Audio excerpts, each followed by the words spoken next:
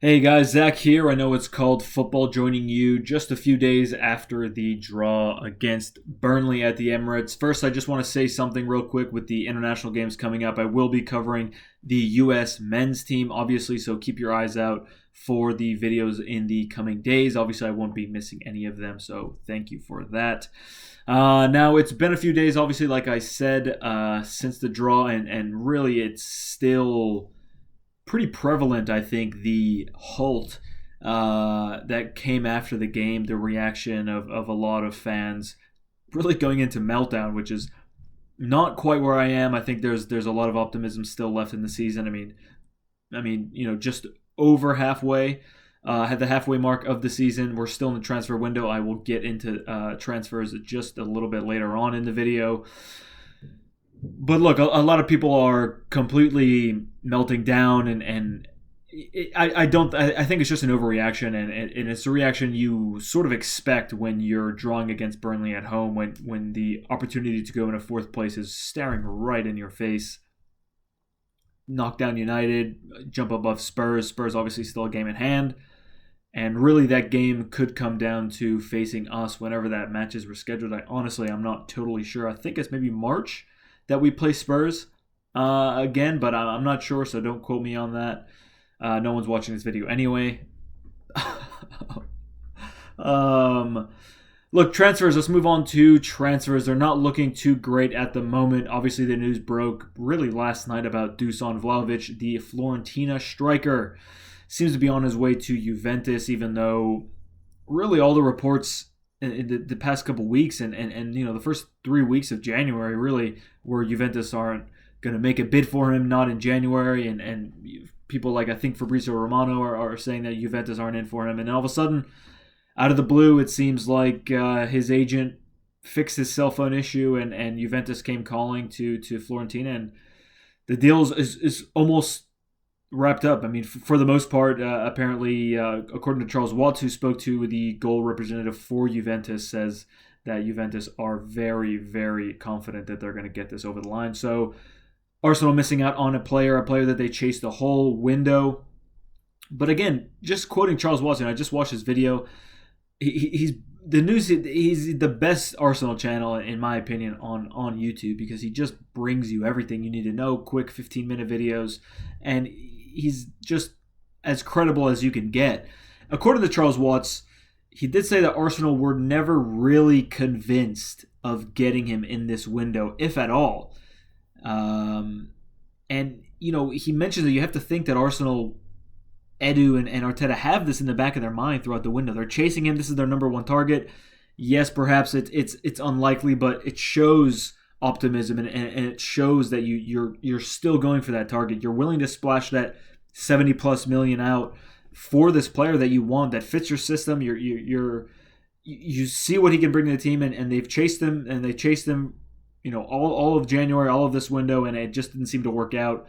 But like he said, Charles Watts, they have other options, and they wouldn't have expended everything on pursuing Dusan Vlahović. You have to be rational, Arsenal fans. You have to be rational.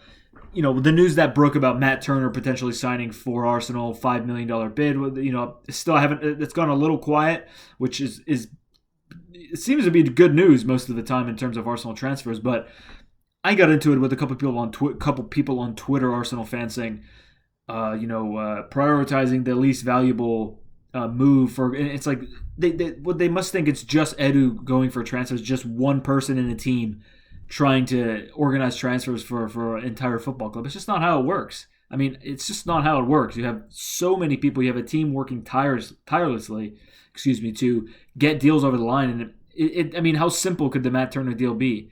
27 years old, has never played in Europe, has been in MLS his whole life. A couple years ago, 6 years ago, he was playing in the fourth tier, of American soccer, and here he is now receiving a bid from Arsenal Football Club. Come on, it's done and dusted. MLS Goalkeeper of the Year, had a great summer with the U.S. men's team, and surely that deal is if he wants it, it's his. It must be the easiest deal of this transfer window. So people getting up in arms about that, it's ridiculous. You have to be realistic. I know you're upset, Arsenal fans, obviously, and even last night when the news broke, it's very upsetting that you're losing out to a player like him. But I could go on about Serie A and the feeder clubs that just give Juventus their over and over and over. Chiesa, another player who's left recently gone to Juventus from Fiorentina, and in my opinion, Arsenal here should be playing hardball when it comes to Lucas Torreira. Forget the 10 million, 25 million. You want Lucas Torreira? 25 million. If you don't want him, then I'd rather sell him to Boca Juniors that for less than 10 million, because maybe it's not Fiorentina's fault. Juventus come calling big money for Dusan Vlahović, but Arsenal need to grow a pair of balls, in my opinion, and really stick their foot in and say, look, here's our asking price. Forget the 10 million. 20, 25 million. He just won player of the month for Fiorentina, Lucas Torreira. So the value is going up since his loan move there. So look, that's what I think. Play hardball a little bit, Arsenal, and try to get the most out of a potential move for Lucas Torreira to Fiorentina. Speaking on to strikers and other targets, Dominic Calvert-Lewin, a player apparently Arsenal and Mikel Arteta are quite fond of, and a very struggling side at the moment in Everton. Lots of protests going around, so you have to think that why would Everton sell a player like Dominic Calvert-Lewin right now? Sort of paraphrasing from Charles Watts here. Why would they sell? It doesn't seem likely. Jonathan David, another striker that Arsenal are apparently keen on bringing, but according to Charles Watts, again, he says no way that happens, not this window. Won't happen. Lille don't want to sell Jonathan David. And if that is a player you're interested in watching and you would like to see more of, he's playing the U.S. on Sunday in CONCACAF World Cup qualifying. So if that's a player you're interested in and you want to see maybe why Arsenal after him, you could catch him playing against the U.S. on a Sunday for Canada. Now, Alexander Isak, the player for me I had as my number 2 choice behind Dusan Vlahović. Obviously that deal dead. It won't happen now. He won't play for Arsenal.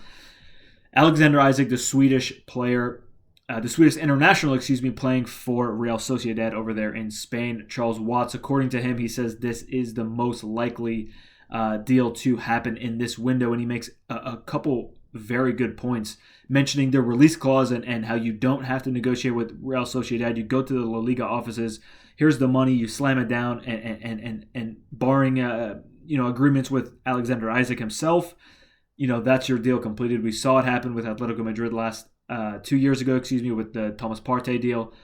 I mean, right on deadline day, midway through the day, you got 12 hours or so left in the window. Boom, they got it done. Could be the same thing for Alexander Isak if that's a player they would like to invest their future in. 22 years old, a young striker, very good at the Euros this past summer. Not banging in the goals. I think 4 goals in 18 games this season. But look, it's a Real Sociedad team that's not the most creative.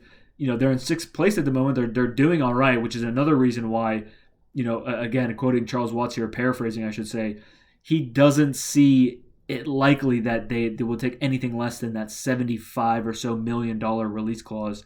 And, you have to, it's hard to argue with because, they are in a good place. And why would they accept anything less? The release clause is there for a reason, to be paid, to secure, funds for a team who has a brilliant player on their hands. And, another, Jesus Christ, I'm a Charles Watts number 1 fanboy here. He just to quote him again, obviously, he says, if they're willing to invest in a player like Isak, fits the mold, 22, young, a young player, international, you look at a lot of other players in that squad, young players, Benjamin White, Aaron Ramsdale, Gabriel Martinelli, Bukayo Saka, all of these young players, Martin Odegaard, who are internationals as well. So, Alexander Isak fits the mold very, very precisely at Arsenal if you think about it. So, the point that Charles Watts made was, if you're willing to invest in this player and you're willing to spend this money and you're thinking you don't want to do it now, you're going to wait till the summer, why wouldn't you do it now?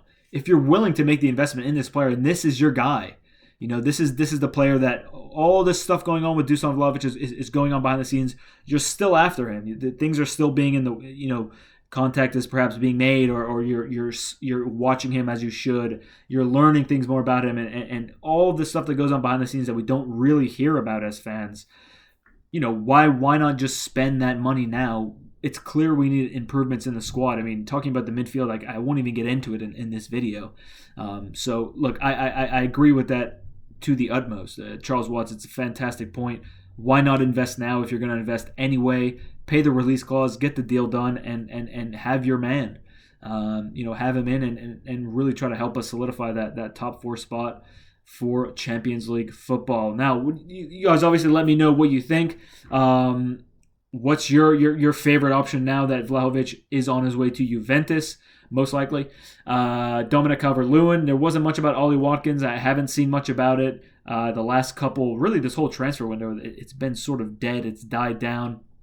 Dominic Calvert-Lewin seems to be making the rounds again. Jonathan David, although essentially impossible, is that a player you would like to see at Arsenal? Alexander Isak, let me know, guys, your opinion in a comment, or you can hit me up on Twitter, obviously always in the description there under the video. So yeah, let me know what you guys think.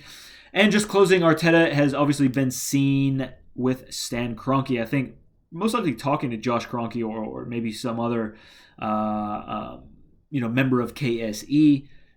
So, interesting to see Arteta really flying over there before the Dubai trip.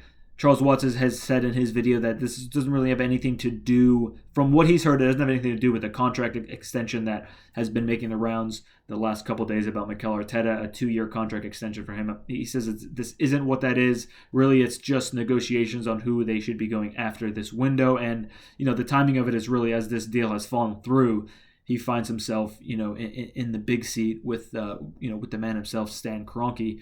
Let me know what you think on all of that, all the transfer news with a comment down below. Hit me up on Twitter, like I said. And if you're open to getting on at this channel with me and talking about Arsenal Football Club, the U.S. men's team, Premier League football in general, let me know, guys. Get in contact with me. It's easy to do. I'm always willing to talk about Arsenal, anything football related. So, guys, thank you very much for watching, and I will see you when I see you.